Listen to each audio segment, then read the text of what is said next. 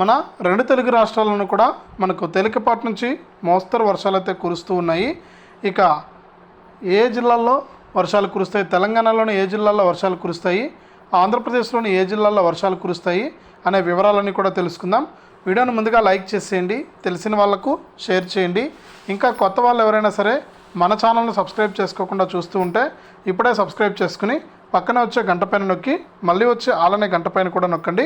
అప్పుడే ప్రతి వీడియోను కూడా మీరు మిస్ అవ్వకుండా మీ ఫోన్లోనే నోటిఫికేషన్ లేదా మెసేజ్ రూపంలో అయితే తెలుసుకుంటారు. ఇక లేట్ చేయకుండా మనం వివరాలు అయితే చూసేద్దాం. మన తెలంగాణ రాష్ట్ర వ్యాప్తంగా ఇప్పటికే తేలికపాటి నుంచి మోస్తరు వర్షాలు పడతాయని వాతావరణ శాఖ అయితే తెలిపిందనమాట. ఇక ఇప్పటికే ఆదిలాబాదు, ఆసిఫాబాదు, నిర్మలు, నిజామాబాదు, జగిత్యాల, మనకు మహబూబాబాదు, యాదాద్రి, రంగారెడ్డి, హైదరాబాదు, మేడ్చల్, వికారాబాదు, మెదక్కు, కరీంనగరు, ఖమ్మం, కామారెడ్డి, మనకు ఈ జిల్లాలో అయితే వర్షాలు అయితే కురుస్తున్నాయి అన్నమాట. నిన్నటి రోజున కూడా కురవడం జరిగింది.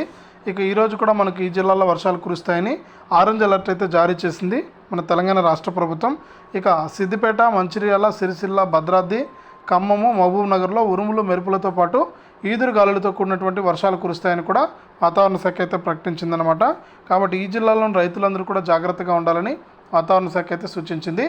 ఇక మనకు ఆంధ్రప్రదేశ్ రాష్ట్ర వ్యాప్తంగా ఎక్కడ వర్షాలు కురుస్తాయని చూసినట్లయితే ఆంధ్రప్రదేశ్ రాష్ట్ర వ్యాప్తంగా కూడా మనకు ఉత్తర కోస్తా, దక్షిణ కోస్తా, మనకు రాయలసీమలోని కొన్ని ప్రాంతాల్లో అయితే వర్షాలు అయితే కురుస్తూ ఉన్నాయండి.